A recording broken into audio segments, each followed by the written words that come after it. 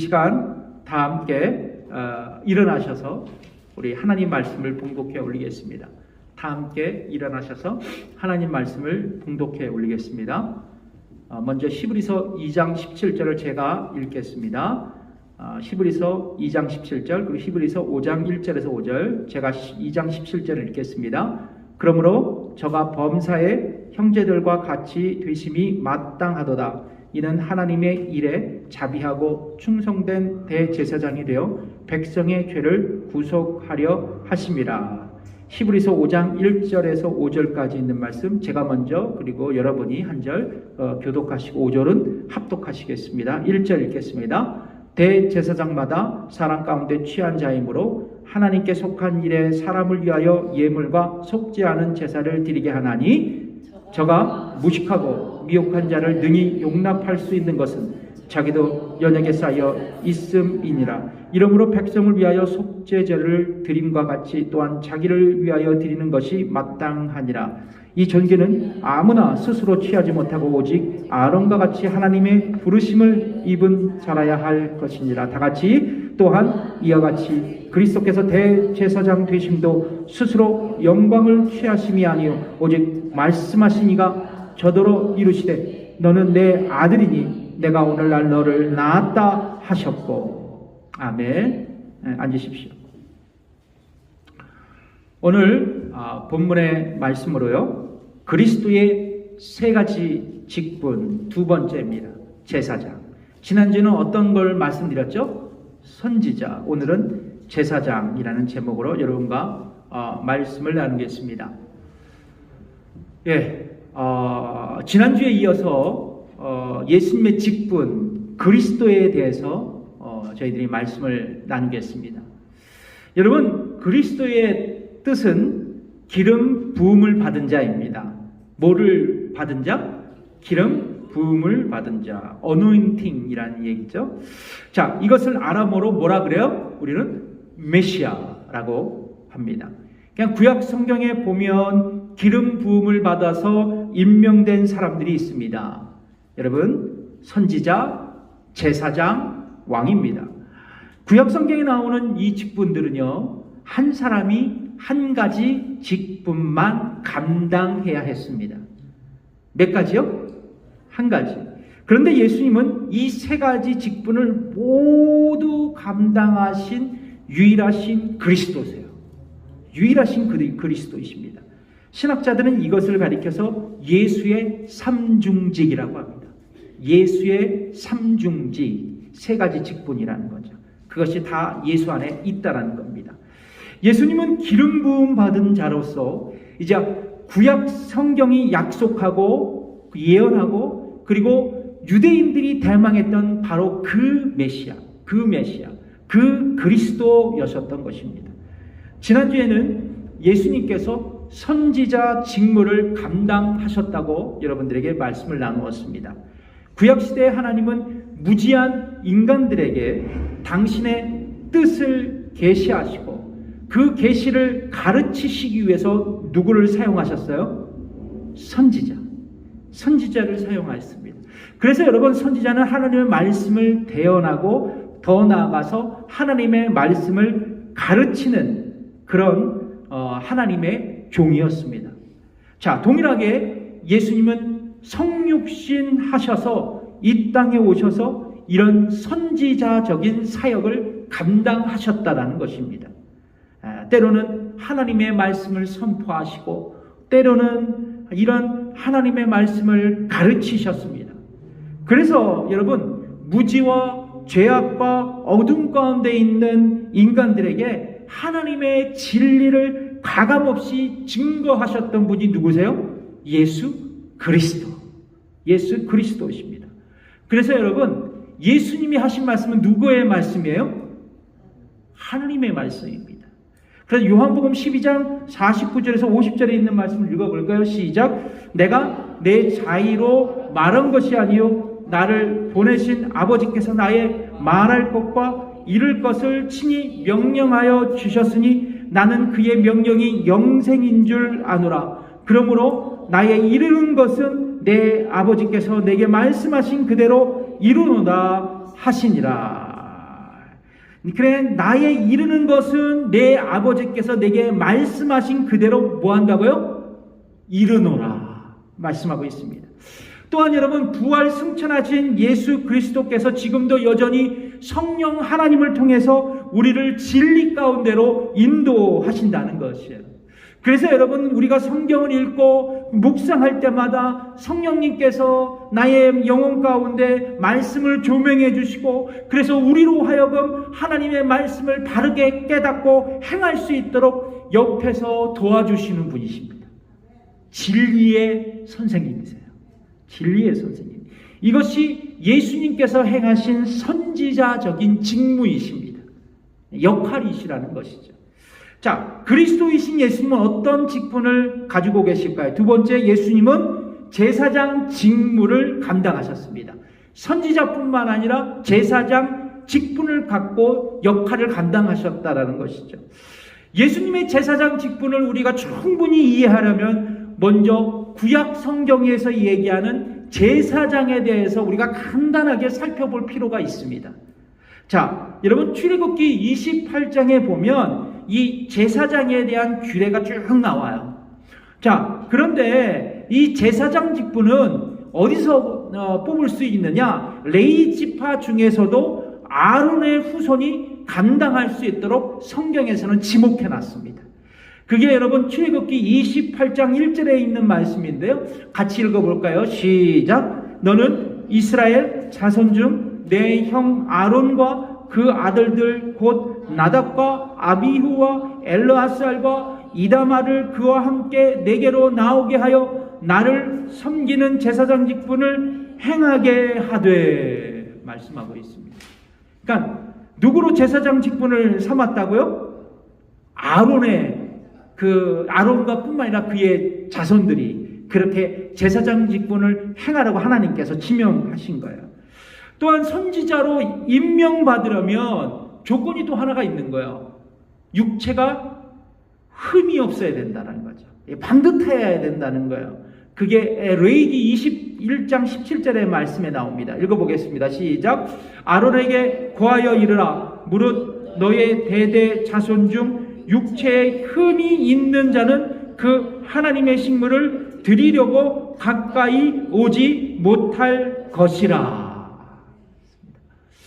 그러니까 여러분, 제사장의 임명을 받으려면 기본적으로 아론의 가문에서 나야 되고, 그리고 육체적으로 건강한 사람이 제사장이 될 수 있다는 거예요. 근데 더 나아가서 제사장의 주된 사명은 뭐냐면 이스라엘 백성의 대표가 돼서 하나님께 드리는 제사를 집례하는 거였어요.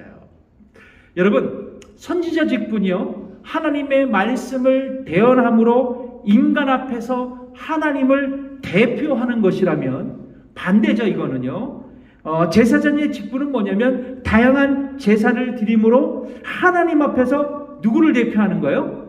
인간을 대표하는 존재가 바로 제사장인 거예요. 그래서 제사의식을 통해서 하나님과 그리고 죄인된 인간을 연결하는 중보자 역할을 한 존재가 바로 제사장이었다는 것이죠. 여러분, 특별히 구약 성경에 보면 제사장이 집행한 5가지의 제사가 기록되어져 있습니다. 몇 가지요? 5가지. 대표적인 제사예요. 5가지인데요. 먼저 번제입니다. 번제. 동물 가죽을 제외하고는 모든 부위를 태워서 드리는 제사예요. 그래서 개인의 형편에 따라 흠없는 수컷들, 가축들을 잡았습니다.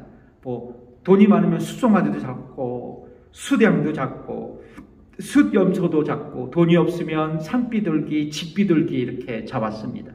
그러니까 이 번제의 목적은 뭐냐면 하나님과의 관계의 회복을 위해 드려진 제사였어요. 누구와의 관계가 회복된다고요? 하나님과 인간의 관계가 회복되기 위한 제사였습니다. 두 번째는 소제예요. 소제. 이거는 무교병이나 곡물을 드리는 피 없는 제사입니다. 그러니까 동물을 잡아 죽이는 것이 아니라 곡물을 드리는 유일한 제사예요.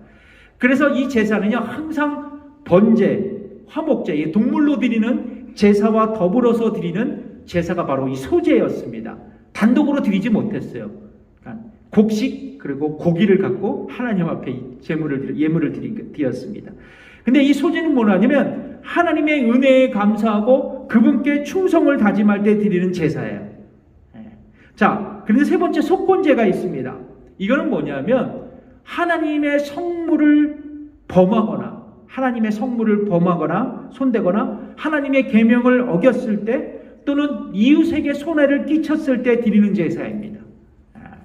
자, 그래서 성물과 이웃에 대한 보상은 본래 금액의 5분의 1을 갚아야 했어요. 그리고 제사를 드려야 했습니다. 근데 제물로는 흠없는 수량을 드렸어요. 네 번째, 여기서부터 중요해요. 화목제입니다. 화목제. 여러분, 화목제의 목적은 뭐냐면 하나님과 사람 사이의 화평을 위해 드리는 제사였습니다. 누구와 누구의 화평? 하나님과 인간 사이의 화평을 위해 드리는 제사였어요. 빈부의 격차에 따라서 흠없는 수컷이나 암컷을 제물로 드렸는데요. 특별히 여러분, 화목제는 뭐를 상징하고 예표하느냐? 범죄한 인간이, 그래서 하나님 앞에 분리된 인간이 이제는 하나님의 교제를 가능하게 한 유일한 길이 바로 예수님이었다는 것을 예표한 제사예요. 그러니까 예수님의 구원을 예표한 제사가 화목제입니다. 자, 그래서 요한일서 2장 1절에서 2절에 있는 말씀을 읽어볼까요? 시작. 나의 자녀들아, 내가 이것을 너희에게 쓰면 너희로 죄를 범치 않게 하려 함이라. 만일 누가 죄를 범하면 아버지 앞에서 우리에게 대언자가 있으니 곧 의로우신 예수 그리스도라. 저는 우리 죄를 위한 화목제물이니 우리만 위할 뿐 아니요 온 세상의 죄를 위하심이라.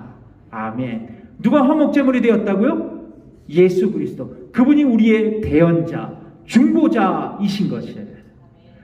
마지막으로 여러분, 속죄제가 있습니다. 화목제 했죠? 중요한 거 속죄제예요. 제물은 수량을 드렸습니다. 속죄제의 목적은 그 말 그대로 죄를 용서받고 하나님과 단절된 관계가 회복되기 위한 제사였습니다. 죄 용서만 받는 것이 속죄제예요. 자, 근데 제물은 신분에 따라 달랐습니다. 아주 신분에 따라 달랐어요. 뭐냐, 그리고 제사장은 숫송아지를, 그리고 왕이나 족장들은 수염소를, 그리고 일반 서민들은 암염소나 암양을 하나님께 드렸습니다. 그런데 여러분, 이 속죄제는요, 예수 그리스도의 속죄의 사역을 예표하는 구약의 제사예요. 누구의 속죄제사? 누구의 속죄사역? 예수 그리스도의 속죄의 사역을 예표하는 제사가 바로 속죄제사입니다. 근데 여기서 우리가 주목해야 할 구약의 제사는 두 가지예요. 화목제와 속죄제입니다. 그래서 여러분, 제사장은 이 두 가지 제사를 하나님께 드림으로 인간이 죄사함을 받고 그리고 하나님과 화목하게 했던 거예요. 근데 그것은 영원한 효력이 없습니다. 일시적인 효력만 갖고 있었어요. 영원한 효력이 아니에요. 일시적인 효력. 그래서 매년마다 반복돼야 되고 죄를 질 때마다 반복해서 이 화목제와 속죄제를 드려야만 했습니다. 자, 그런데 특별히 여러분, 우리가 주목해야 할 것은 대제사장이에요. 제사장 말고 그 위에 누구요? 대제사장. 이 대제사장은요, 사명이 뭐냐면 매일 소제, 그러니까 곡물을 드리는 제사를 하나님께 드렸고, 그리고 속죄제를 드렸어요. 그러니까 소제와 속죄제를 매일같이 대제사장은 하나님께 올렸습니다. 그런데 여러분, 이 대제사장은요, 제일 중요한 임무가 있었어요. 1년에 한 번 있는 날이 있습니다. 대속죄일이에요. 대속죄일. 무슨 일? 대속죄일. 이 대속죄일에는요, 이스라엘의 모든 백성의 죄를 жил머지고 하나님 앞에 용서받는 속죄의 제사를 드리는 날이었습니다. 그것을 대제사장이 하는데요. 일단은 대속죄일에 대제사장이 지성소로 들어가서 이스라엘 백성의 죄를 속죄하는 사역을 했어요. 자, 근데 오늘 본문 5장 1절에서 5절에 보면 이 대제사장의 그 사역과 그리고 자격, 이 모든 것들을 자세하게 설명하고 있는데요. 먼저 시브리서 5장 1절을 같이 읽어보겠습니다. 시작. 대제사장마다 사랑 가운데 취한 자이므로 하나님께 속한 일에 사람을 위하여 예물과 속죄하는 제사를 드리게 하나니. 그러니까 1절에 보면 대제사장이 되는 조건에 대해서 말씀합니다. 첫 번째는 뭐예요? 사랑 가운데 취한 자. 보이시죠? 사랑 가운데 취한 자. 그러니까 대제사장은 본질적으로 신이의 인간이에요. 인간입니다. 인간 가운데 임명된 자예요. 그런데 어떻게 임명했냐? 시브리서 10장 4절에 있는 말씀입니다. 읽어보겠습니다. 시작. 이 종기는 아무나 스스로 취하지 못하고 오직 아론과 같이 하나님의 부르심을 입은 자라야 할 것이니라. 그러니까 아론의 자손으로서 여러분 하나님에 의해 부르심을 받은 자라야 대제사장이 될 수 있는 거예요. 그러니까 아까 우리가 이해가 쉽죠. 이제는 제사장은 누구의 자손? 아론의 자손. 근데 이 제사장 가운데서도 하나님 앞에 부름받은 사람들, 그게 선출된 사람들이 바로 대제사장이 될 수 있었다는 거죠. 자, 그런데 이 대제사장의 역할은 히브리서 5장 1절에 보면 사람을 위해 속죄하는 제사를 드렸다고 얘기합니다. 사람을 위해 속죄하는 제사를 드렸다는 거예요. 여러분 앞에서도 간단하게 여러분들에게 언급했지만요, 제사장은 대속죄일에 이제 세마포 옷을 입고 홀로 속죄소에 들어갑니다. 근데 흥미로운 것은요, 이스라엘 백성의 죄를 속죄하는 게 아니라 자신과 그리고 자신의 권속들, 자신의 가족들의 죄를 속죄하는 제사를 먼저 드렸습니다. 누구의 죄를 속죄해요? 대제사장의 죄를 속죄해야만 했습니다. 레위기 16장 11절에 있는 말씀이에요. 읽어보겠습니다. 시작. 아론은 자기를 위한 속죄제의 수송아지를 드리되 자기와 권속을 위하여 속죄하고 자기를 위한 그 속죄제 수송아지를 잡았다 말씀합니다. 그러니까 자신의 죄를 속죄한 후에 대제사장은 이스라엘 백성의 죄를 속죄하기 위해서 2마리 염소를 하나님께 드립니다. 이제 드디어 속죄제사를 드리는 거예요. 레위기 16장 7절 말씀, 또 그 2 염소를 취하여 회막문 여호와 앞에 두었다 말씀합니다. 그러니까 2마리 염소 중에서 이제 그냥 선택하는 것이 아니라 제비를 뽑아요.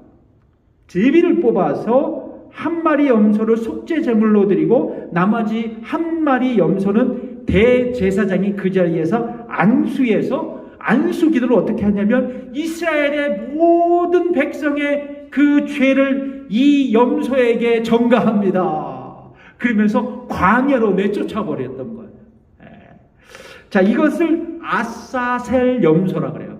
무슨 염소? 아사셀 염소라 그럽니다. 예, 그 염소를 내보냄으로써 광야로 쫓아버린 거예요. 그러니까 죄를 멀리하고 없애버린다는 의미입니다. 레위기 16장 8절에서 10절에 있는 말씀을 천천히 읽어볼까요? 시작. 2 염소를 위하여 제비를 뽑되 한 제비는 여호와를 위하고 한 제비는 아세셀을 위하여 할지며 아론은 여호와를 위하여 제비를 뽑은 염소를 속죄제로 드리고 아사셀을 위하여 제비를 뽑은 염소는 산대로 여호와 앞에 두었다가 그것으로 속죄하고 아사셀을 위하여 어디로 보낸다? 광야로 보낼지니라. 이해하시겠죠? 자, 이처럼 대제사장은 매년 대속죄일이 되면 자신의 죄는 물론 이스라엘의 모든 백성의 죄를 속죄하기 위해서 이렇게 속죄의 제사를 드렸던 거예요. 그 하이라이트가 뭐예요? 아사살의 염소를 광야로 보내는 일이었습니다. 자, 흥미로운 것은 여러분, 성경은 예수님을 뭐라고 얘기해요? 대제사장이었다고 말씀합니다. 예수님은 대제사장이었다. 자, 히브리서 3장 1절을 읽어볼까요? 시작. 그러므로 함께 하늘의 부르심을 받은 거룩한 형제들아, 우리가 믿는 도리의 사도이시며 대제사장이신 예수를 깊이 생각하라. 히브리서 4장 14절 말씀 시작. 그러므로 우리에게 큰 대제사장이 계시니 승천하시니 곧 하나님의 아들 예수시라. 우리가 믿는 도리를 굳게 잡을지어다. 히브리서 9장 11절 말씀, 그리스도께서는 장래 좋은 일에 대제사장으로 오사 손으로 짓지 아니하는 것 곧 이 창조에 속하지 아니하는 더 크고 온전한 장막으로 말미암아. 이렇듯 히브리서는 예수님의 대제사장 직분을 갖고 이 땅에 오셨다라고 우리에게 증거하고 있습니다. 근데 우리가 주목해야 할 성경 구절이 있어요. 히브리서 2장 17절, 오늘 본문의 말씀입니다. 다 같이 다시 한번 읽겠습니다. 시작. 그러므로 저가 범사의 형제들과 같이 되심이 마땅하도다. 이는 하나님의 일에 자비하고 충성된 대제사장이 되어 백성의 죄를 구속하려 하심이라. 대제사장이 되어 백성의 죄를 구속하심이라. 아멘. 그러니까 예수님은 자비하고 충성된 대제사장으로서 우리의 죄를 뭐 하셨다고요? 구속하셨다, 속죄하셨다고 말씀합니다. 그렇습니다. 하나님이신 예수님은 성육신 하셔서 당신의 백성의 죄를 속죄하는 대제사장의 직분을 이 땅에서 감당하셨다라는 것입니다. 그런데 여러분 우리가 비교해서 생각해 볼 필요가 있어요. 구약의 대제사장과 대제사장이신 예수님은 인간의 죄를 속죄한다는 그 역할에서는 동일해요. 그러나 커다란 차이점이 있습니다. 커다란 차이점. 여기서 우리가 은혜를 발견할 수 있어요. 여러분, 구약의 제사장은 이스라엘 백성의 죄를 속죄하기 위해서 먼저 누구의 죄를 해결해야만 했어요? 자신의 죄를 해결해야만 했습니다. 그래서 대제사장은 자신의 죄를 속죄하기 위해서 여러분 염소를 잡아야만 했어요. 왜냐하면 대제사장은 뭐요? 인간에서 뽑은 사람이기 때문에 그래요. 맞잖아요. 연약한 인간이기 때문이었습니다. 그러나 여러분, 대제사장이신 예수님은 구약의 그 대제사장 같이 완전한 인간이었지만 뭐가 없으세요? 죄가 없으세요. 죄가 없으십니다. 죄가 없으신 거룩한 신분이에요. 그래서 11에서 4장 15절에 있는 말씀을 한번 읽어볼까요? 시작. 제가 대표로 읽어드리겠습니다. 11에서 4장 15절. 우리에게 있는 대제사장은 우리의 연약함을 동정하지 못하실 이가 아니요 모든 일에 우리와 똑같이 시험을 받으신 이로되 뭐가 없다? 죄가 없으시니라. 그래서 자신을 위해 속죄할 필요가 없으셨어요. 그래서 히브리서 기자는 예수님에 대해서 이렇게 선포합니다. 7장 26절 나왔죠? 같이 읽어보겠습니다. 시작. 이러한 대제사장은 우리에게 합당하니 거룩하고 악이 없고 더러움이 없고 죄인들에게서 떠나 계시고 하늘보다 높이 되시니라. 죄가 없으신 예수 그리스도 대제사장 예수 그리스도는 우리에게 합당하도다. 또 다른 하나는 구약의 대제사장은 매년 다른 피로 반복적인 속죄의 제사를 드렸습니다. 히브리서 9장 25절이 그것을 증거하고 있는데요. 읽어보겠습니다. 시작. 대제사장이 해마다 다른 것의 피로서 성소에 들어가는 것 같이 자주 자기를 드리려고 아니하실지니. 그러니까 구약의 속죄 제사는 일시적인 속죄의 기능을 했어요. 불완전한 속죄를 했다는 것이죠. 왜냐하면 매년마다 반복해야만 했어요. 근데 중요한 것은 뭐냐면 대제사장도 늙으면 죽잖아요. 그래서 대제사장이 드리는 이런 속죄의 제사는 영원한 것이 아니었어요. 대제사장이 바뀌면 그 속죄의 제사도 계속 바뀌어야만 했기 때문에 그래요. 자, 그러나 여러분, 대제사장이신 예수님은 자신을 십자가에 딤으로 단번에 이 속죄의 제사를 완성하신 분이에요. 매년마다 반복할 필요가 없으셨어요. 그래서 히브리서 10장 10절에 있는 말씀을 읽어볼까요? 시작. 이 뜻을 따라 예수 그리스도의 몸을 단번에 들이심으로 말미암아 우리가 거룩함을 이뤘다. 그 예수님이 십자가에 달리심으로 단번에 우리가 어떻게 됐다고요? 거룩함을 입었다. 구원을 얻었다라고 성경은 말씀합니다. 그래서 여러분, 대제사장이신 예수님의 속죄제사는 완전하고 영원한 제사예요. 뭐요? 완전하고 영원한 제사입니다.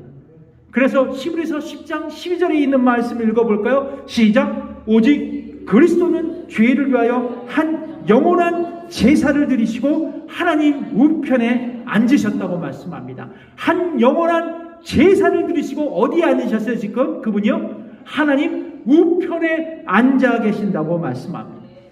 그러니까 여러분, 성경은요, 구약의 제사는 불완전한 구원을 갖다 뒀어요.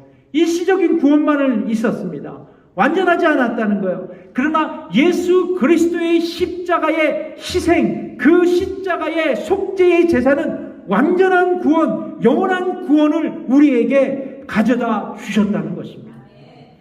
그러므로 여러분, 우리가 예수님을 믿고 구원받은 것은 불완전한 것이에요, 완전한 것이에요? 완전한 것입니다. 왜냐하면 대제사장이신 예수님께서 십자가에서 완전하고 영원한 속죄의 제사를 드리셨기 때문에 그래요. 그렇습니다. 우리가 받은 구원은 영원한 구원이에요. Once saved, always saved. Once saved, 한 번 구원은 영원한 구원입니다. 성경은 우리에게 이렇게 말씀합니다. 요한복음 10장 28절에서 29절에 있는 말씀을 읽어볼게요. 시작. 내가 그들에게 영생을 주노니 영원히 멸망하지 아니할 것이요 또 그들을 내 손에서 빼앗을 자가 없느니라. 그들을 주신 내 아버지는 만물보다 크심에 아무도 아버지 손에서 빼앗을 수 없느니라. 아멘. 예수 그리스도께서 이루신 구원은 영원하시기에 그 누구도 우리에게 있는 구원을 빼앗을 수 없다라고 성경은 우리에게 말씀합니다. 그래서 이 말씀을 근거로 우리는 내가 가진 구원을 확신할 수 있다는 것이에요. 마지막으로 구약의 제사장들은 속죄의 제사를 위해서 동물을 희생했어요. 내가 희생하지 않고 동물을 희생시켰습니다. 그러나 대제사장이신 예수님은 자신의 피로 속죄의 제사를 이루셨어요. 예. 히브리서 9장 12절에 있는 말씀인데요. 읽어보겠습니다. 시작. 염소와 송아지의 피로 하지 아니하고 오직 자기의 피로 영원한 속죄를 이루사 단번에 성소에 들어가셨느니라. 아멘. 여러분, 구약의 대제사장들은 속죄제사의 제물로, 그러니까 염소와 송아지의 피로 매년마다 반복해서 하나님께 드렸지만 인간을 향한 하나님의 진노를 피할 수는 없었어요. 매년마다 그래서 제사를 드려야 했습니다. 그러나 흠이 없으신 예수님께서, 죄가 없으신 예수님께서 십자가에 달리심으로 하나님의 진노를 누그러뜨리고 진정한 구원을 이루셨다는 거예요. 여러분, 하나님은 선하신 분이에요. 하나님은 공의로우신 분입니다. 근데 공의로우신 하나님은 죄를 벌하셔야만 했어요. 그게 공의로운 하나님이에요. 우리를 사랑하시지만, 우리를 인자하게 대하시지만 우리가 진 죄는 용서하지 않으세요. 벌하셔야만 했습니다.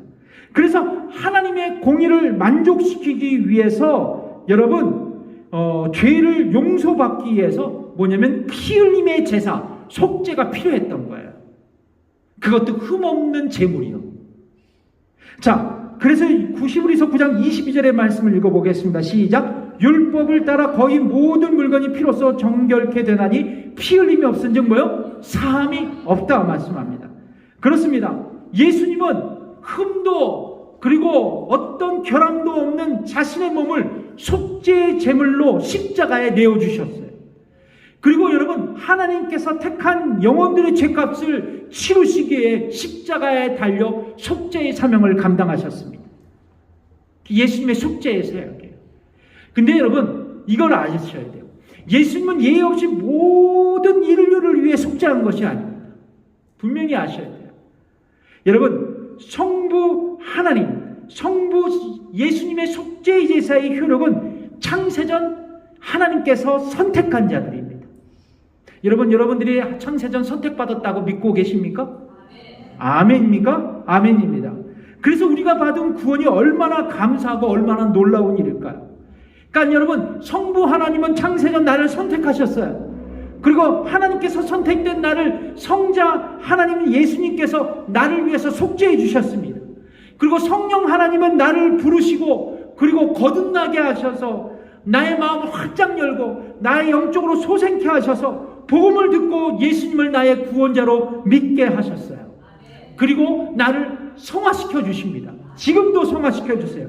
그리고 이제 궁극적으로 내가 죽고 이 땅의 흙으로 돌아가지면 주님이 재림하시는 그날 우리가 부활의 몸으로 천국에 올라가 영원한 생명, 영생을 누리도록 축복하신 거예요. 이것이 토탈 구원이에요. 이 구원의 서정이라 얘기하고 있습니다. 이것이 구원이에요. 그런데 여러분, 내가 영생의 축복을 받은, 구원을 받은 결정적인 사건이 바로 중보자이신 예수 그리스도의 십자가의 죽음입니다. 속죄의 사역이에요. 그래서 여러분, 예수님은 대제사장으로서 우리에게 유일한 중보자가 되십니다. 예수님만이 중보자예요. 사람은 결코 하나님과 중보할 수 있는 존재가 아닙니다. 그래서 조금 제가 강력하게 하지만 인간을 위해서 중보 기도자라고 할 수가 없어요. 저는 그래요. 그를 위해 도구의 기도를 드릴 수 있습니다. 간구할 수는 있어요. 근데 중보의 기도를 드릴 수 있는 것은 누구예요? 예수 그리스도세요. 예수 그리스도세요. 인간은 인간의 중보자가 결코 될 수 없습니다. 예수님만이 인간의 중보자가 될 수 있어요. 자, 그래서 여러분, 대제사장인 예수님은 우리의 죄의 문제를 완전히 해결해 주실 뿐만 아니라 예수님은 십자가에 죽으시고 부활하셔서 지금도 하늘 보좌에 앉아 계시면서 지금도 여전히 우리의 삶을 중보하고 계신다는 거예요. 네. 그래서 그 유명한 말씀이죠. 로마서 8장 34절에서 35절에 있는 말씀 읽어보겠습니다. 시작. 누가 정죄하리요? 죽으실 뿐만 아니라 다시 살아나신 이는 그리스도 예수시니 그는 하나님 우편에 계신 자요 우리를 위하여 간구하시는 자시니라. 누가 우리를 그리스도의 사랑에서 끊으리요? 환난이나 공고나 박해나 기근이나 적신이나 위험이나 칼이랴. 아멘. 그렇습니다. 우리가 이 땅에서 경험하는 온갖 종류의 고난, 환난, 곤고, 핍박, 절망, 좌절, 우리가 쓰러지지 아니하도록 중보자이신 예수님께서 우리를 위해서 친히 뭐 하신다고요? 간구하신다. 중보하신다고 말씀합니다. 여러분, 그래서 우리가 든든한 거예요. 그렇죠? 우리가 힘이 나는 겁니다. 우리에게 소망이 있는 거예요.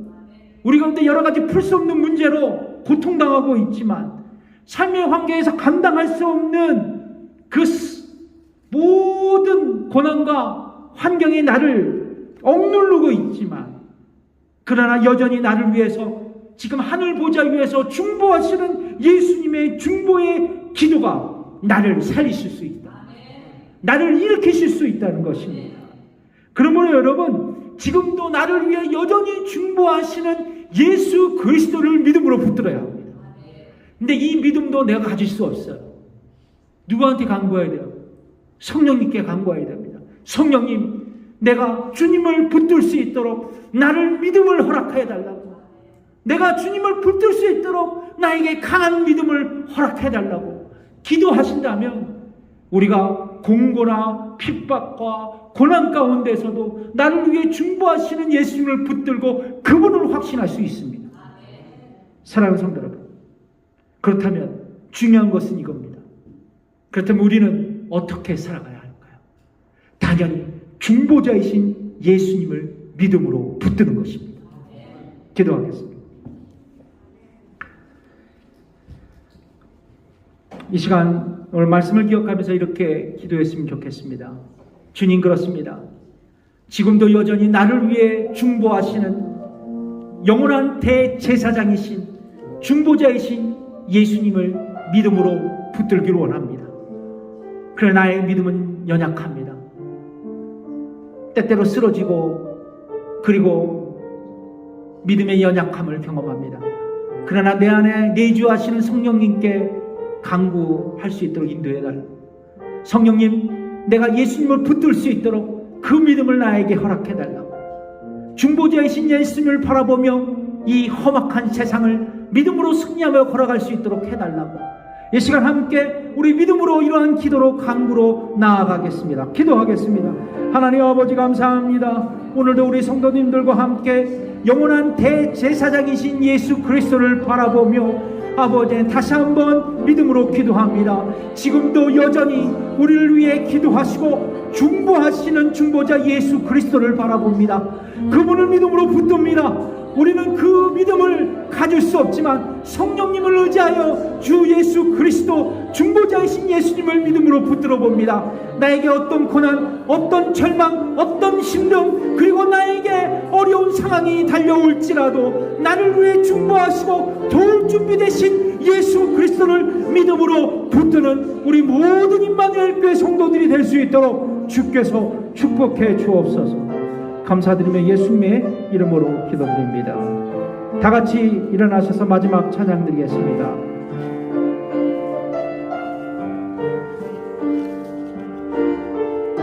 나를 지으신 이가 하나님, 나를 부르신 이가 하나님, 나를 지으신 이가 하나님,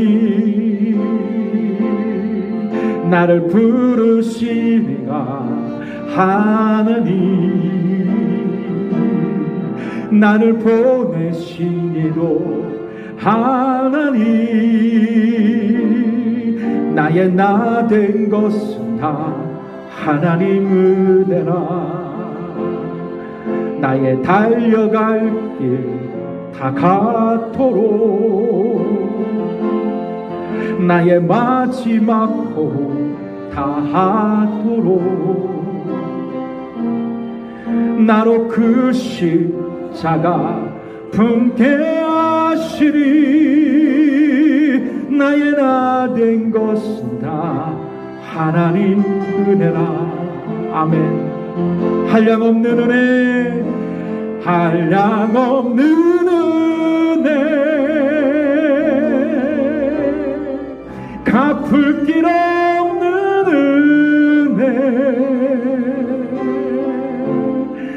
내 삶을 애워싸는 하나님의 은혜. 나 주저함 없이